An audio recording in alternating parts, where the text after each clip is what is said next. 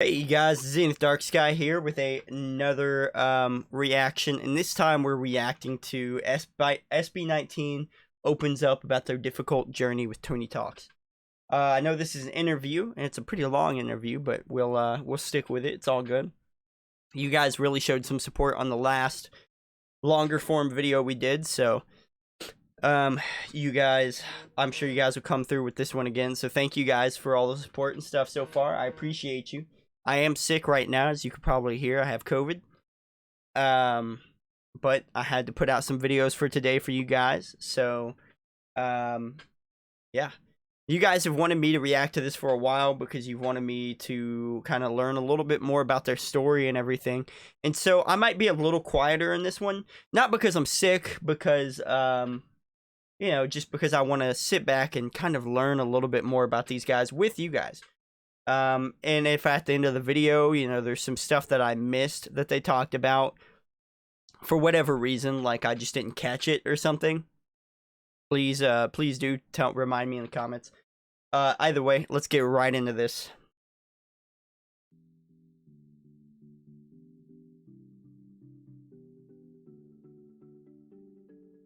This year, noong April 29, they became the first Filipino and Southeast Asian act to be nominated in Billboard Music Awards for Top Social Artist along with BTS, Blackpink, Ariana Grande, and 17.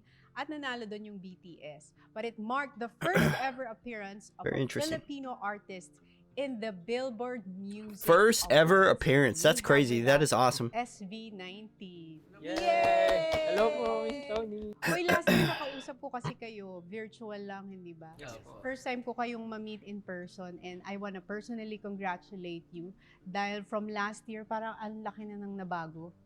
Ang laki na nang nangyari sa SB19, worldwide recognition. Parang sobrang, ano yun, no? Laking blessing. Yes po, super po. Ang daming opportunities na nagbukas, tapos ayun, mas parang feeling po namin nagkaroon talaga siya ng parang, syempre po yung ginagawa namin all throughout the years, parang nagbunga rin po talaga. Oo, nagbunga. Kasi nung parang last year, nung nag-usap tayong 5 online, parang medyo, di ba, there was a time na parang nagko-contemplate kayo kung itutuloy nyo pa ba yung career nyo as a group dahil parang feeling nyo for a long time walang nangyayari.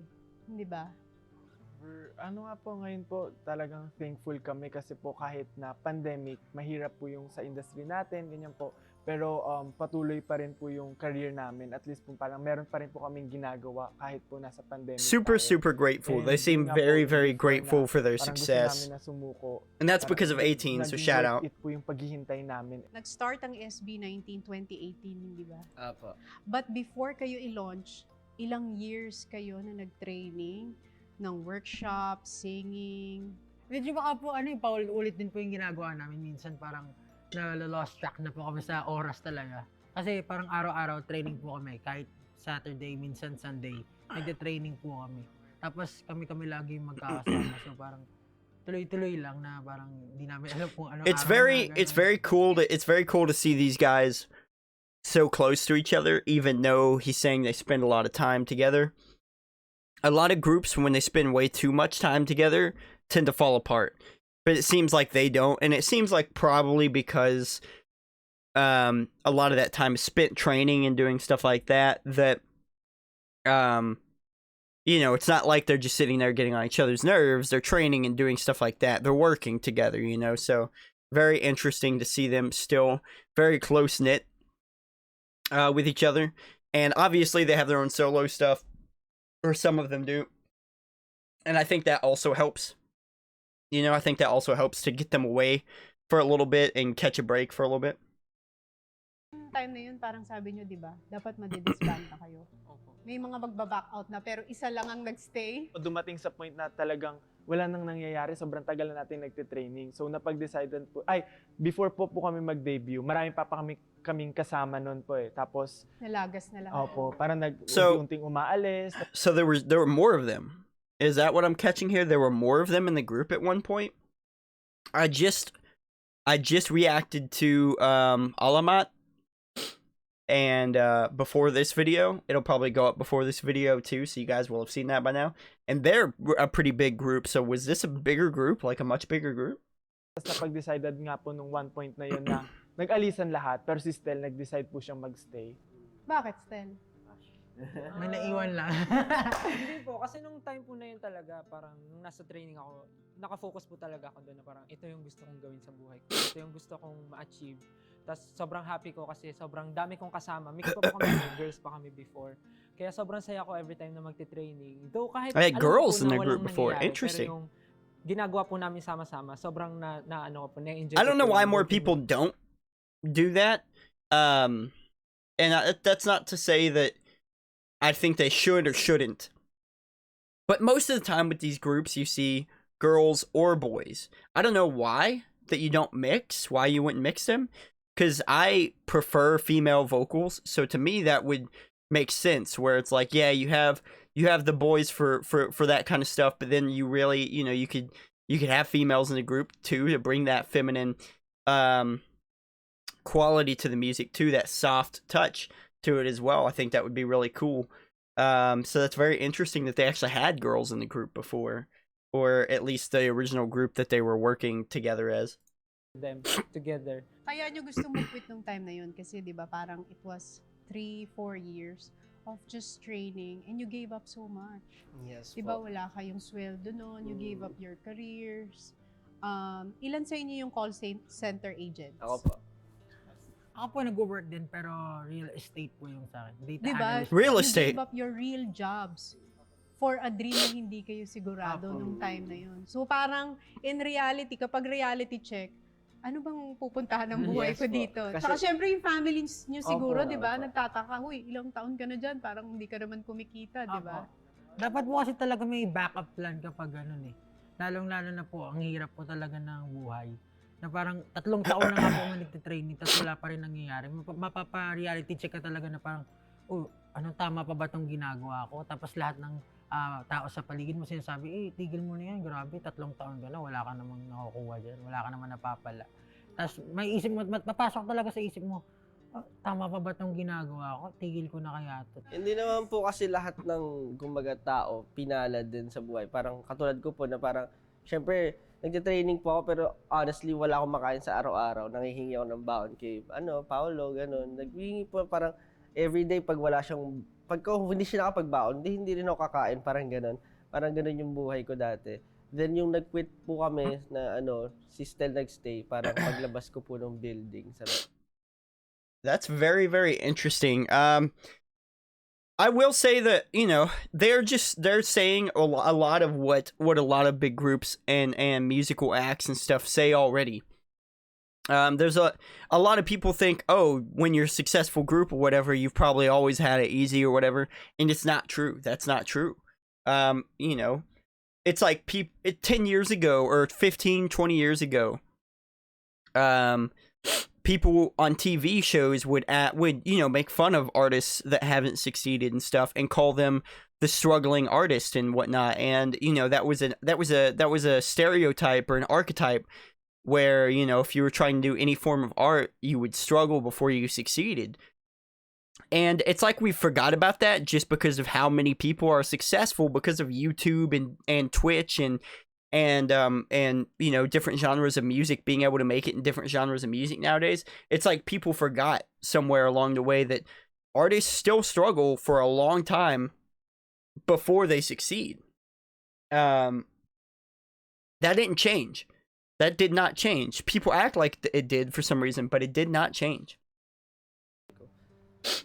Parang yung decisions ko ba tama, ganon. Kasi talagang medyo nabagabag po ako, parang gusto ko agad bumalik kasi nga nag-stay si Stel. Sabi niya, parang kasi kung naniniwala siya, ba't di ako maniwala din? Parang ganon. Bumalik That's a po very ako. good At mindset. itong career na to or itong ginagawa ko na to, sabi ko, marami na rin po ako na-invest. At parang gusto kong bigyan ng chance. Kasi parang yun nga po, susukuan mo kung hindi mo bibigyan ng chance. Hindi, parang, hindi mo mapatunayan sa sarili mo na na kaya mo ganun Kumbaga yung mga bagay na itatry mo, isagarin mo na, kumbaga Bigay mo bigay mo na lahat, ganun. O para wala It's very interesting because I think that way a lot. not to compare myself to them. I'm nowhere near as talented as these guys, but I told myself, I basically said to myself that I was gonna try YouTube and I was gonna try Twitch and stuff like that for 10 years. I say 10 years, I use that number a lot, but mainly because I was like, if I don't succeed in this by the time I hit 30, then I have another dream or two that I want to fall back on that I still would be young enough to do those things. So, and I don't want to talk about my other dreams or anything here, but, they said earlier it's good to have backup plan. So I have a backup plan. So I agree with that. And then, like he was saying about, when you put so much time into something, you don't want to, it's hard to leave that thing behind. So I agree with that too, where it's like, I've put so much time into this, I don't want to leave it behind by any means. And I'm not going to for at least 5 more years, if I don't succeed. But you guys have been blowing me up, so I think we might. I think we might succeed. But either way, you don't want, you put a lot of time into something, you don't want to stop. So very interesting. I agree with everything he's saying right there. Pag nag-walk away ka, wala kang pagsisisihan. Habang bata pa po, habang kaya pa ng, alam niyo po yun, kaya mo pa. Kasi in the future, what if, yun nga, mapunta ka kung saan, gano'n, wala ka ng chance gawin yung passion mo. Yun po yung mahirap. Paano pumasok pala si Ken sa grupo? That time po, nag-stop po ako sa study kasi po, ewan ko po ano pumasok sa isip ko. Sabi ko lang sa papa ko, pa, gusto ko po magpahinga muna. And sabi ko, Ang bait ng papa mo ha. Ano yung college ka? Yes po, college po ako. Third year po. Tapos, Sige, pahinga ka muna, anak. tapos, ito si Josh. Uy, architecture student ka, di ba? Yes po. Supposedly, Interesting. mag-aaral na po ako kasi ata yun? March or April? March. So, magpapasok ka na rin po. Tapos bigla akong sinat na ito na ganito daw. Sobrang na-intriga ako sa, ayun nga, may gagawin daw Bad grupo ganito. influence ka. Syempre ako, gusto ko din po kasi dati po Na-intriga ka sumasayaw ganun. po kami. Sumasayaw po ako, nagkakalaban po kami sa competition dati ni Josh. Kami nila Stel. Tsaka ako po. And si Pablo din, kumakanta siya ng time na yon sa competition din. So ayun, yung sinabihan ko lang po talaga, yung lola ko lang po yung nakakaalam. Tapos wala ding pera, wala din akong pera doon. Sabi ko, paano ba to? So sabi ko sa kanya, utang ka muna kay tita, ganun. So at until wala talagang pera. So si Josh yung sumagot muna ng plane ticket ko para makapunta dito. And ayun po, fortunately natanggap talaga ako. And sobrang grabe yung kaba ko kasi anong mangyayari sa akin, mag-work na lang ba ako after na ito? Kasi hindi sure eh. Parang iniwan mo yung buhay mo sa Cagayan, Opo, di ba? so, Cagayan de opo, Oro. talaga, iniwan ko po talaga. And sabi ko, Magkano dala mong pera nun? Ha? Magkano dala mong pera nun? 1.5 ata. Yung 1.5 1.5 po lang yung ang dala dala mo kong nung punta pera. ka Manila. Naligaw pa po siya. Naligaw pa po ako. Yung 500 doon, binayad niya po sa taxi na sobrang lapit lang nung binyahe. Hindi nga, naloko ka pa sa Naloko taxi. pa po ako sa taxi, inikot-ikot pa po ako, tapos nandun lang pala ako. Sabi ko, dito lang ako nun ah. Tapos biglang bakit inikot-ikot pa ako sa malayo, tapos umating ng 500 yung pamasahe ko. Tapos Naloko ka. magkano lang pera ko nun? Wala na. Tsaka yung ano 1K po, na lang. yung funny story pa, kasi sa Cagayan ba yung flight niya? Pero sa ibang lugar siya nagpunta. Zamboanga. Sa Zamboanga, Zamboanga po. bumiyahe mo na ng 8 Zamboanga. hours. Bakit ka Jesus. naman 8 hours ka Hindi, pumunta kasi sabi Manila? niya po sa akin, sabi ko, kinanong ko siya, Cagayan ka, di ba? Oo, pre. Okay, sige. Binuko na po siya ng Cagayan to Manila. Tapos sa Zamboanga pala siya. Nasa Zamboanga ako ng time na yun po. Nasa Lola po ako. Nasa Lola. Okay. So pumunta pa po akong Cagayan para dumag-flight. 8 hours din po yung bus trip ko nung grabe, sobrang layo. Grabe nakakapagod. Pero sulit naman, di ba? Yes po, sulit naman po. Balikan natin yung taxi story kasi kinuwento nyo sa akin. Ano yung story na yun na sino yung nakasakay sa taxi tapos nag-play yung music ng SB19?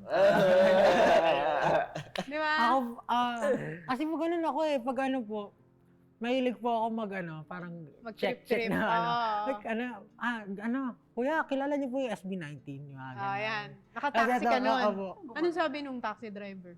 Sabi, natawa ako, sabi nung taxi driver, yung mga SB19, ay oo, kilala ko, yung mga mga nagpipiling Koreano na sinto-sinto. Mga Jesus. Sabi nung taxi Sabi ng driver. taxi driver. Ano sabi? Kayo yun? Sabi ko, ay oo po, yung mga yan, nagpipiling Koreano nga yung mga yan. Sabi ko gano'n. Ano nga yan, nakakabuisit panoorin eh. Sabi ko, pero hindi alam ng taxi driver. I like that. I like that he keeps it humble. You know, a lot of people, there's a lot of really successful people that would hear those things and be like, oh, fuck this dude, you know, that kind of thing. That's very interesting that he didn't take it that way. He was like, yeah. It was like, you know, he kept it humble and stuff. And that's always very nice to see when artists can really humble themselves and take humor and you know, have that way about them, so that, you know, it really humanizes you to ask somebody about your success, you know, and that doesn't know who you are, and hear their unfiltered opinions about you. It really does humanize you, so very cool. Pero feeling ko po nung bago kami bumaba, parang nakakatunog na siya. Kasi po, biglang nagbago yung kwento niya eh. Pero ano, idol niya ng anak ko. Ako yung anak niya, fan daw. Fan daw po yung anak niya. Kaya nga ano, parang... Bumawi na lang. Tapos alam niya po yung mga music namin. Diba, Ang malaki parang pa may po doon, sinasabi na ano, di ba? pinili niya po yung music namin.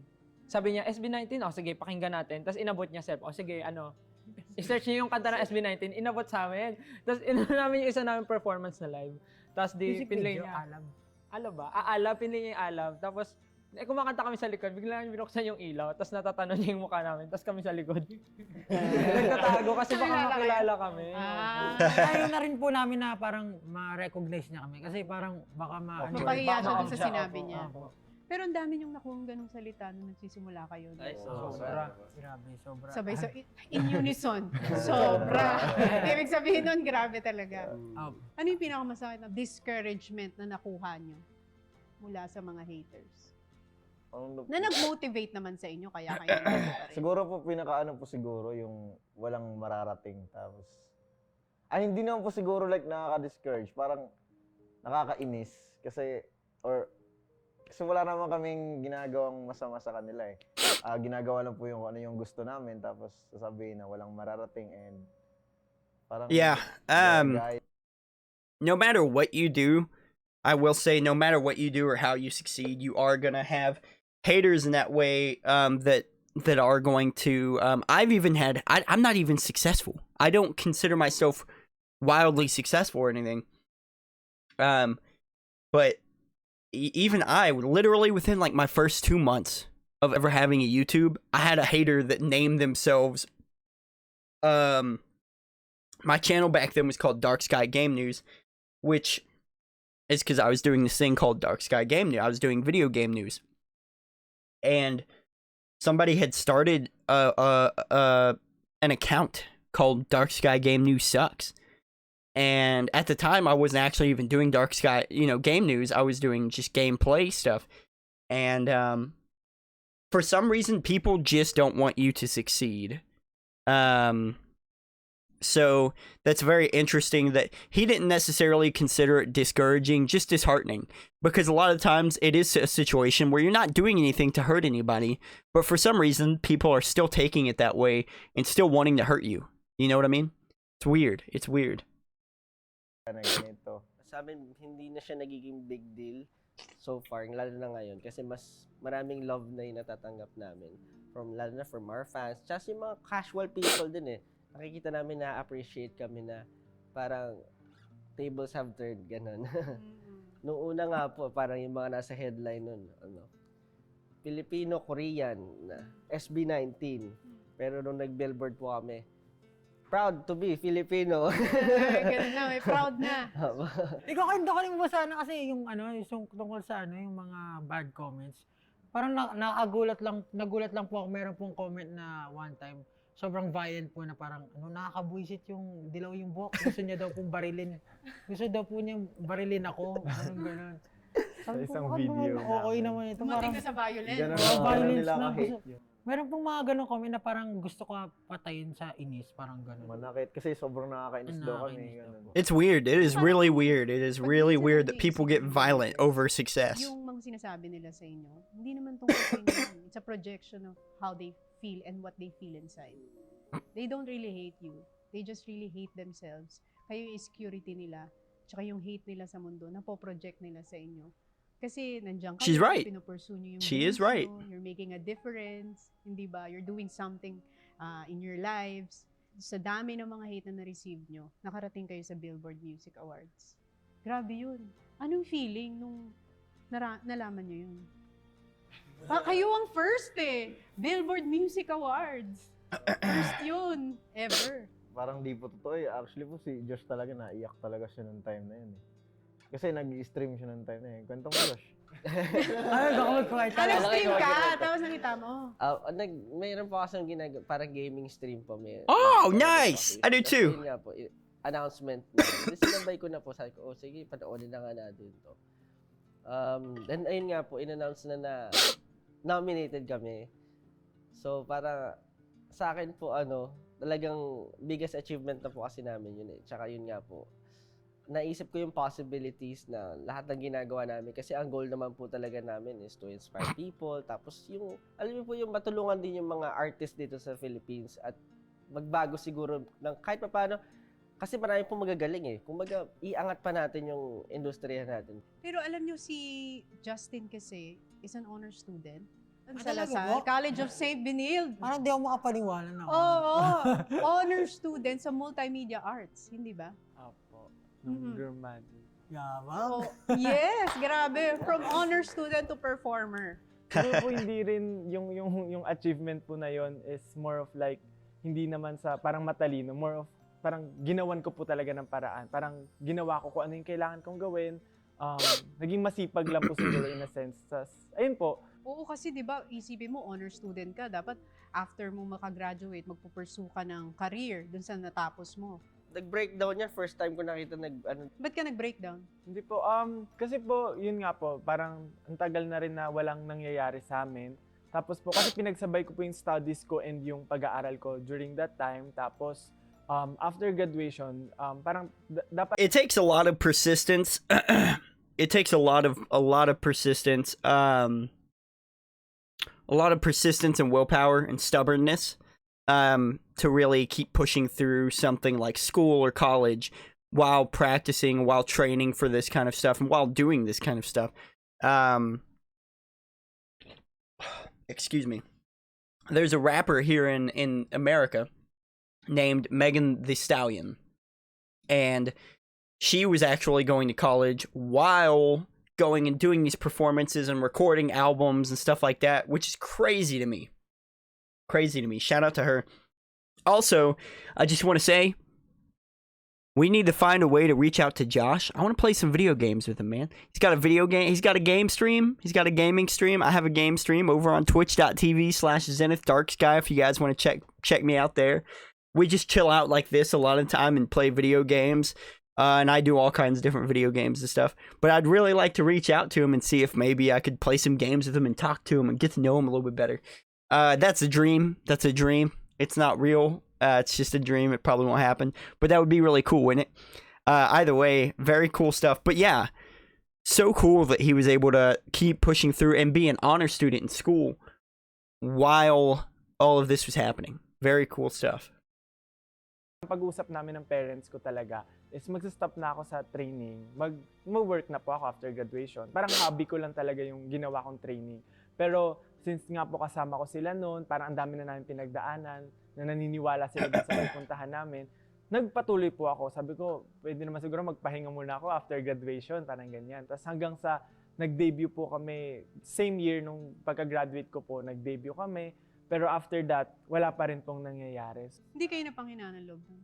So, sobra po. Napanghinaan. Yun po yung... Yun yung gusto mo na mag-quit. Opo. Parang after nun, marami po akong ginagawa. Actually, nagtitingin na po ako ng ibang audition sa ibang ano.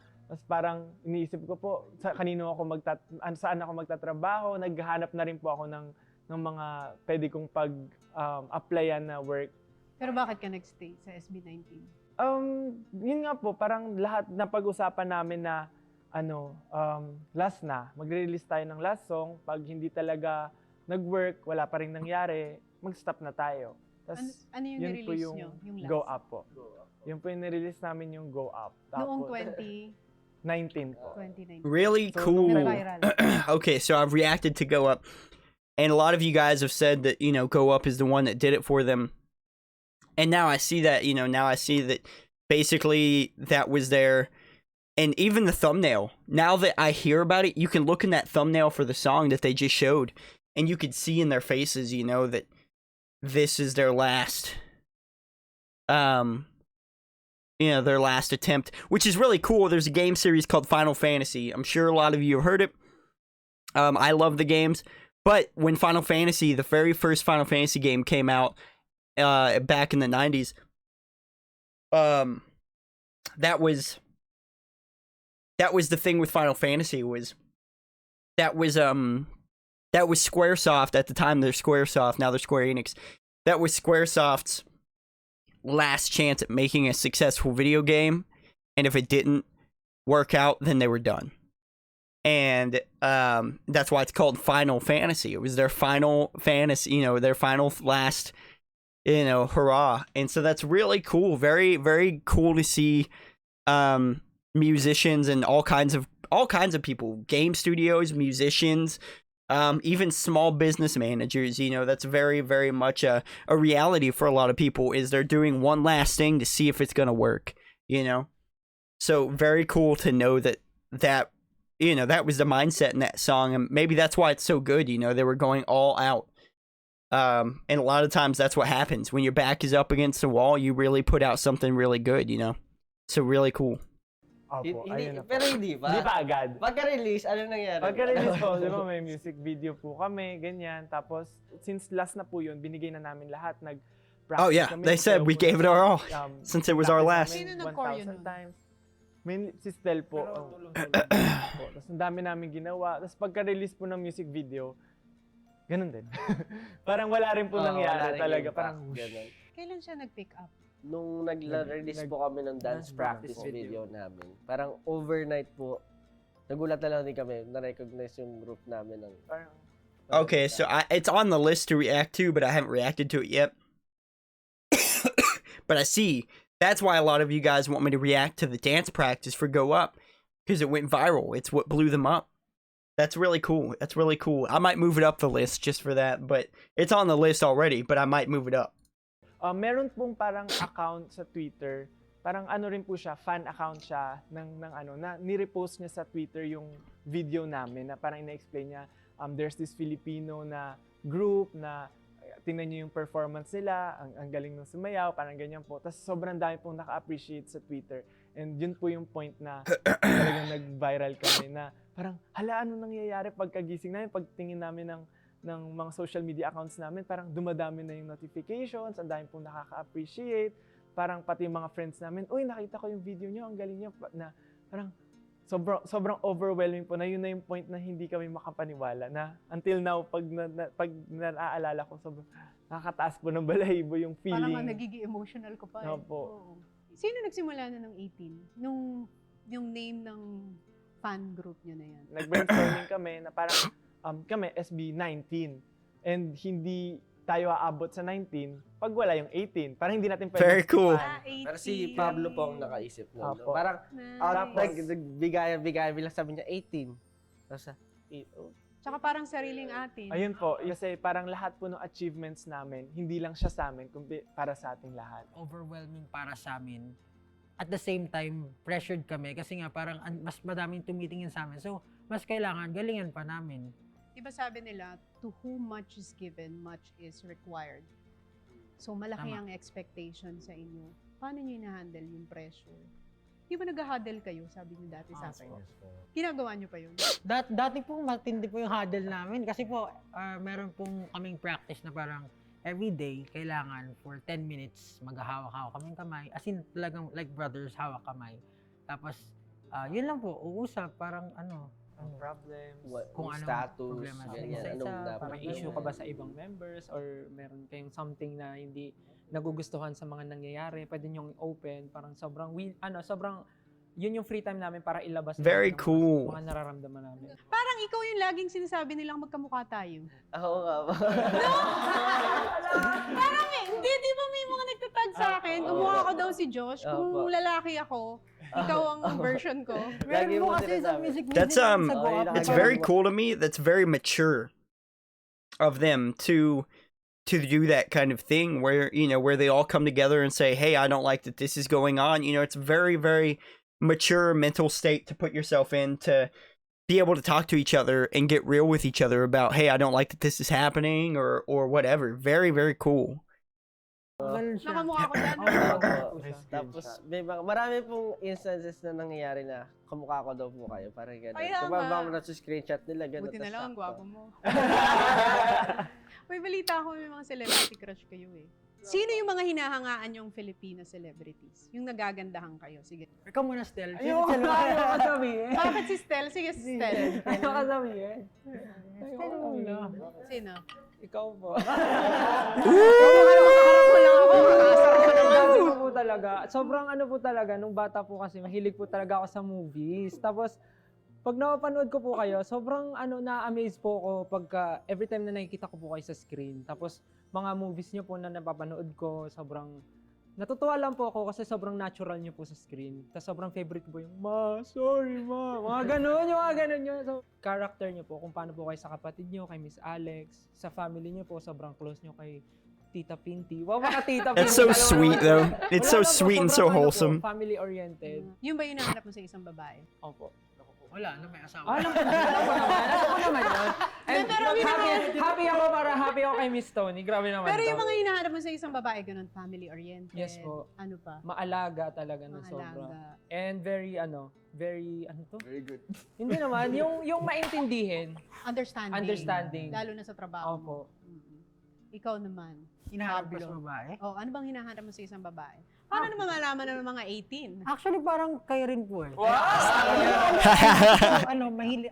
Gaya naman Ano po ako, parang sobrang na-amaze ako and sobrang na-attract ako pag nakikita ko na very passionate sa ginagawa yung isang babae.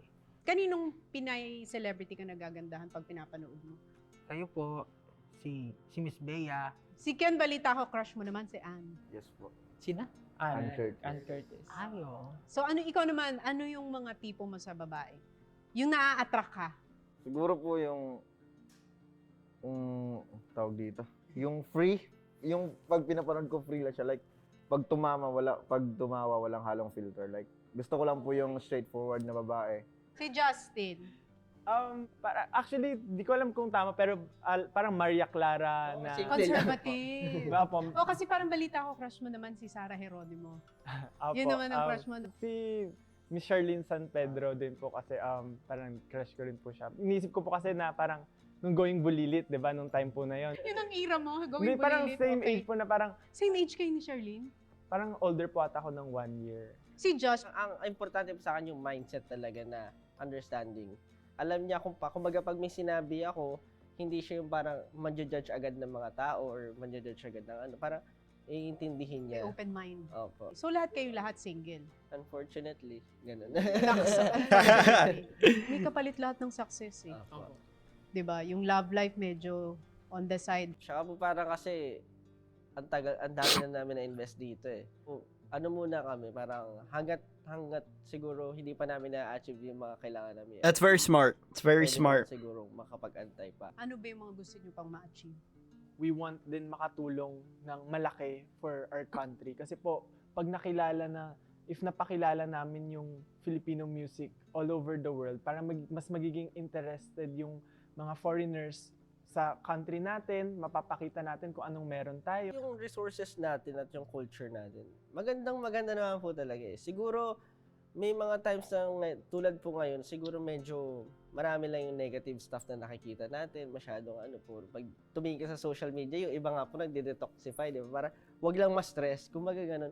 Siguro dapat baguhin lang din natin, kumbaga isa tayo sa mga tumulong para magbago. Kumbaga hindi lang naman sa ibang tao, kung nagsisimula rin sa sarili natin, at syempre, That's first of all, it's very smart that they want to, that they're looking at trying to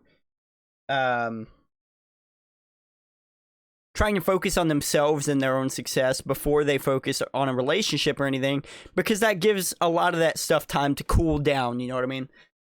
Like, if you're a celebrity and you just broke out into the music scene or the movie scene, then everybody's gonna love you, right? Everybody loves you. All the fanboys, fangirls, everybody loves you. And so if you try to find a relationship during that time, a lot of times you're just going to find somebody who's in love with the image, right? Who's in love with the image of a celebrity, but not the actual person themselves, you know, or in love with the idea of being with the celebrity, but not actually in love with the person themselves. So that gives it time to cool down a little bit so that they can actually sit down and focus and be like, you know, which of these romantic interests or these people that I'm interested in are interested in me, and which ones are just interested in my image and everything. And it's very, very smart to just, you know, kind of ignore it until you get to that stage in life where you can sit down and be like, okay, you know, time to find somebody like that for me. Very smart. I also really, really respect their idea of what they're trying to do here, where they're like, let's bring Filipino culture and music out into the world. I actually really like, when I used to live in my hometown, there was a town next to my hometown that had a Filipino restaurant. And oh my God, the food was amazing.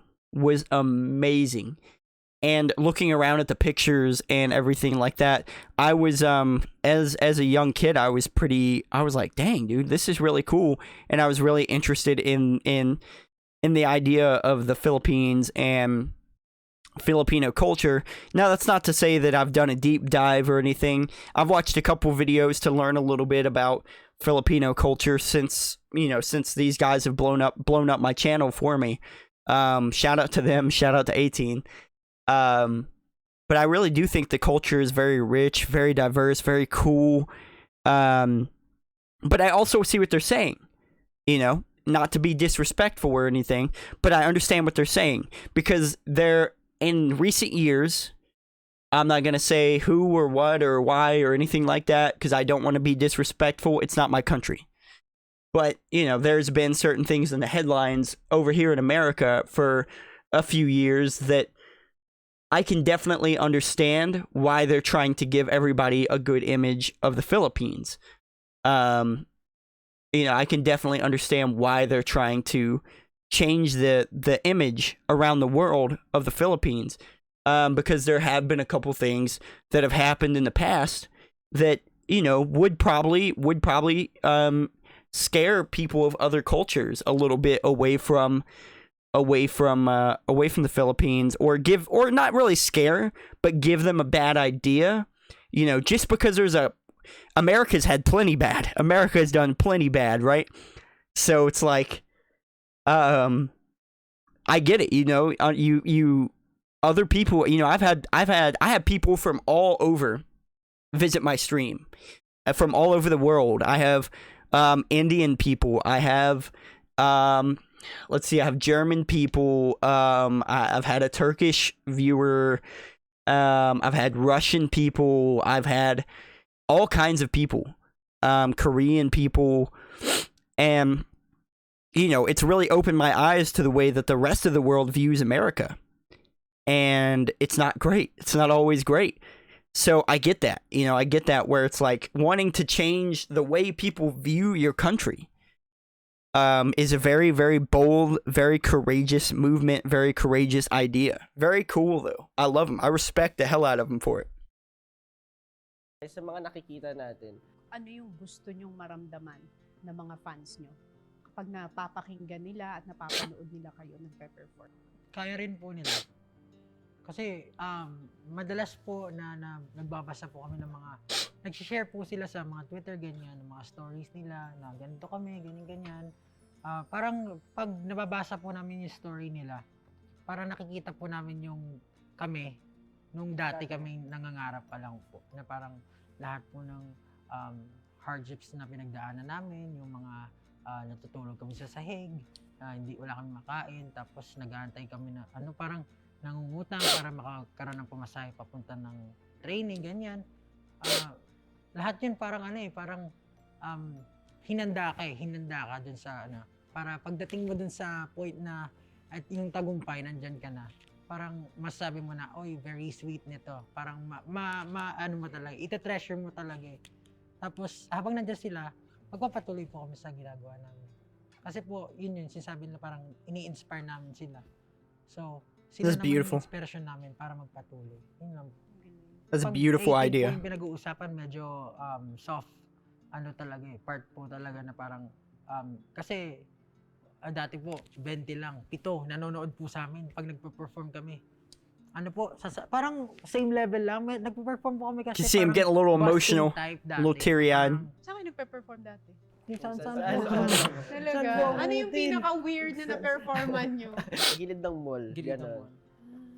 Parang minsan, may mga times po talaga na parang, yun nga, nahihiya kami. Minsan yung mga kakilala namin pumupunta. Yung mga kaibigan na lang namin sumusuporta sa amin. Ganon. Talaga, minsan 20 lang ang nanonood sa inyo. Less than Less po. than Less po. than.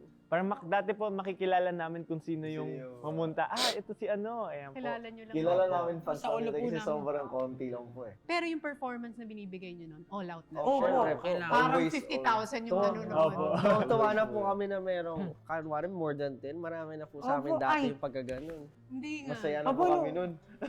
pag meron, basta po pag may nanonood sa amin at nakikita po namin na nag-enjoy sila, talagang ginaganaan po kami. Kasi kahit 7, sumisigaw, gano'n, parang maano ka talaga, ma-uplift ka talaga na parang, oy, tama tong ginagawa ko. May mga events po kami for matatanda. Kasi since Korean company nga po kami, syempre po nilalagay nila kami kung saan na events na lang dati. Dati meron para silang event na parang for grandparents day ata yun. Tas kami yung usual na nagpa-perform doon pagka kailangan nila. Syempre po, since events company rin kasi yung company namin. Saan pa ba sila kukuha? Hindi kami na yung kukunin nila.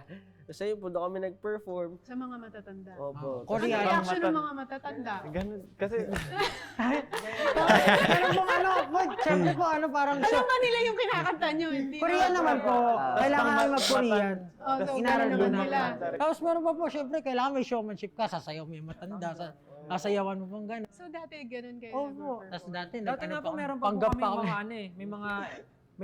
Marami po kami event dati na Chinese New Year events. Mga ganun. Tapos sa mga hotel po, kailangan namin mag-aral ng 6 Chinese songs in 1 week. 12 yun. Mga 8, mga ganun po kadami in 1 week. Dapat Maaral ma-memorize nyo? po namin. Galing. No, Talagang iniyakan po namin. talaga Iniyakan kami. po na, nag-breakdown po kami. Nag-breakdown po kami. Hirap kayo. Hindi namin Hindi kaya kaya. kasi syempre ibang language po yun eh. Tapos wala po Filipino nagtuturo first sa amin. language namin. Kasi Ayun lang. sa YouTube lang po pinapakinggan namin paano siya binibigkas. Ganun. Syempre Tapos po, kami. delikado ba kami Delikado. masabi kang ibang word, di ba po? Tapos pagdating naman po dun sa event, nakaganon lang po yung mga Chinese. I mean yung mga audience, nakaganyan lang po. Nanonood. Kasi Parang kumakain po parang, sila eh. syempre pinaghirapan po namin yun pero para sa kanila, ano lang kami. Normal. Hindi nila iniintindi kasi performer lang naman yung mga eh. Parang ganun yung tingin sa amin. Pero iniyakan nyo yun. Yung Opo, pag-aaral iniyakan na yun. namin. Yung Yung po nila yung- alam. Meron pa po isa nakakatawa pang story po. Meron pa po kami isang event na yung umpisa po, kami muna yung magsaserve sa kanila ng food. Hindi nga. Opo, nakaguantes kami, nakasuit. Sa hotel din po, pagpasok nila, kami magsaserve ng food. Welcome ma'am, welcome sir. Tapos kami Soler ba? Soler, Or- kami magsaserve. Tapos pag tumunog yung music, tanggalin mo yung glass, bunot ka ng mic, bakit ka ng stage, tapos Despacito. Gaganon po kayo sa stage. May mga ganon po kaming ano. Pero alam mo kasi naniniwala ko, lahat ng pinagdadaanan natin sa buhay is a preparation dun sa talagang pupuntahan natin. So kahit gaano ka hirap, kahit gaano ka sakit, kahit minsan ngayon nakakatawa na lang pag iniisip natin, no? Do you think that was important na napagdaanan nyo yun bilang isang grupo? Opo, Yes, sobra. Yes po. Kasi po yung confidence din po namin ngayon, Kapal Parang- na ng mukha eh. wala na. Parang hindi na po kami, kahit yung mga pag inaasar kami, hindi na po kami tinatablan eh. Dati po, pag may event kami, magkakaram kami, kailangan namin pumunta ng Divisoria, bibili po It's really interesting to see to hear about the stories and the stuff, the places they performed and the stories that, they've lived and everything that they've had to go through to get here. And obviously, like she said, it's good to remember the road that got you somewhere, the road that led to your success.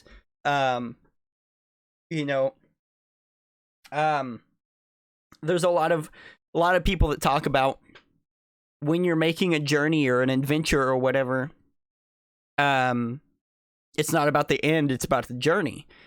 And it seems like they're definitely they're definitely what's the word? They're definitely about that meaning too, you know. They definitely have that very similar mindset to them where they're like, yeah, we are so far on the road, but it's not about where we're going or where we are, it's about where we've been so far that got us here and everything like that. And that's very, very beautiful, very cool. I really respect these guys. I really respect these guys and their journey so far. Ano mga boots? Yung boots na ano, pang-construction worker. Para lang po pare-parehas kami ng itsura. Kahit po hindi talaga siya ganun ka-presentable. Parang dadayain na namin, pepentelan yung ano, yung mga dilaw. Mga dilaw, ganun. Para kunwari, oy, mukhang maganda. So sa Divisoria kayo dati Pagtalo bumibili pa. ng kaso.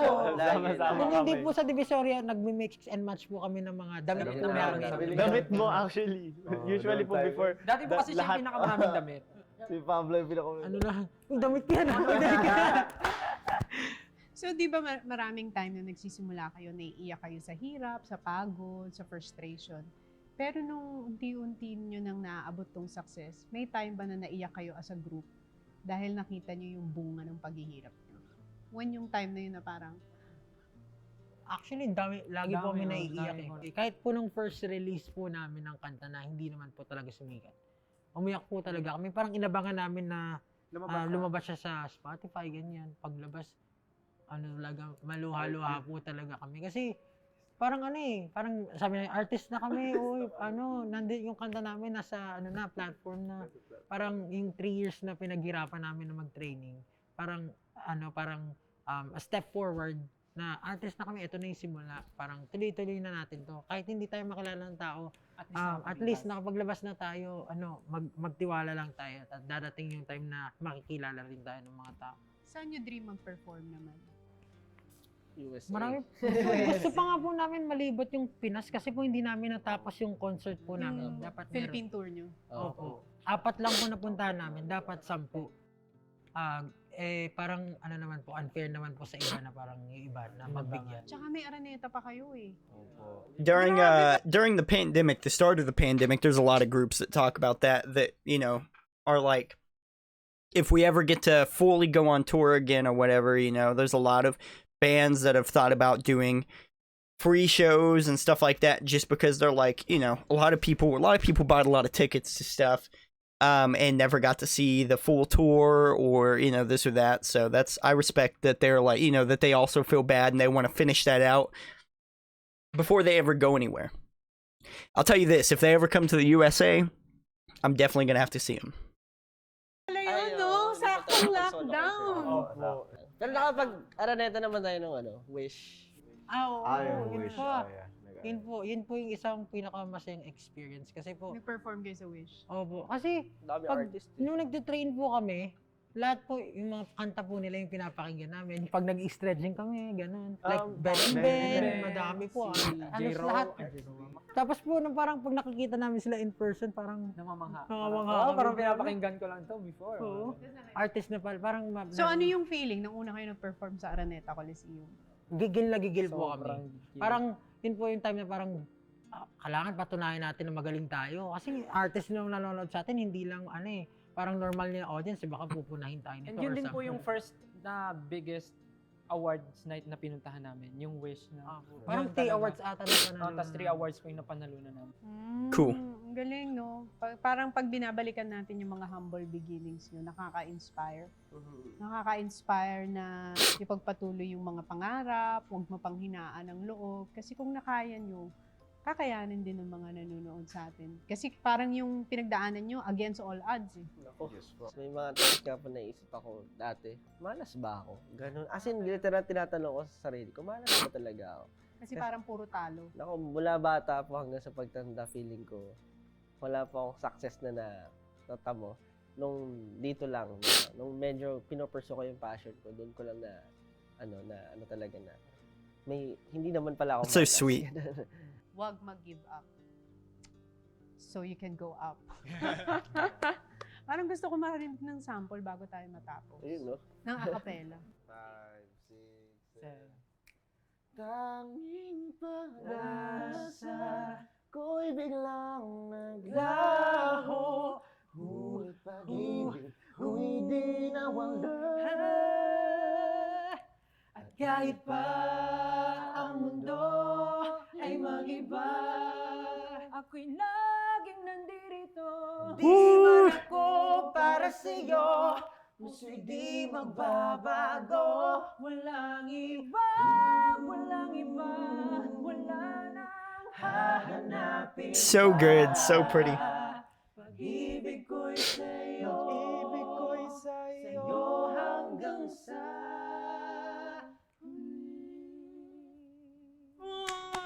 Very good. Nakaka-proud.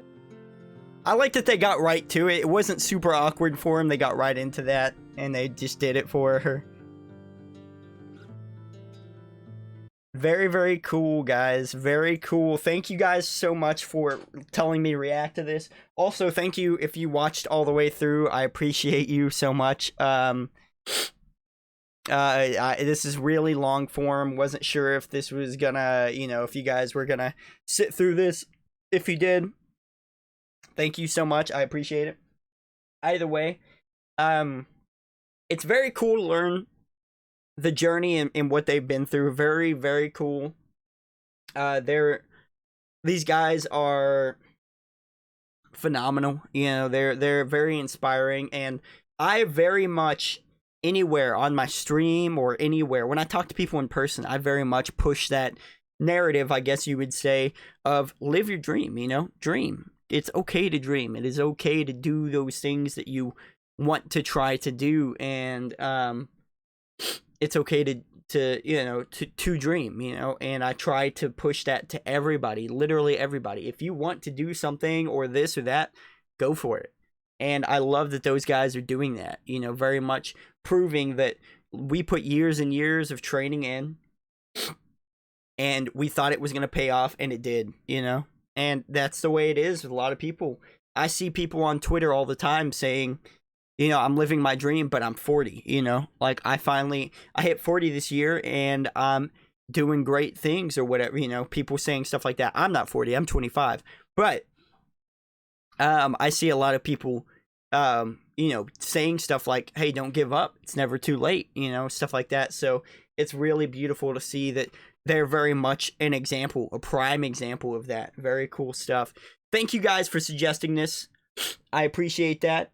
I'm gonna get out of here now, but thank you guys so much for suggesting this. If you have any more interviews or songs that you would like me to react to, please do tell me down in the comments down there below. If there was any part of that maybe you think needs to be explained a little bit better or anything like that, please tell me down below in the comments. You guys are very, very good at explaining things that I may have missed or this or that, so thank you.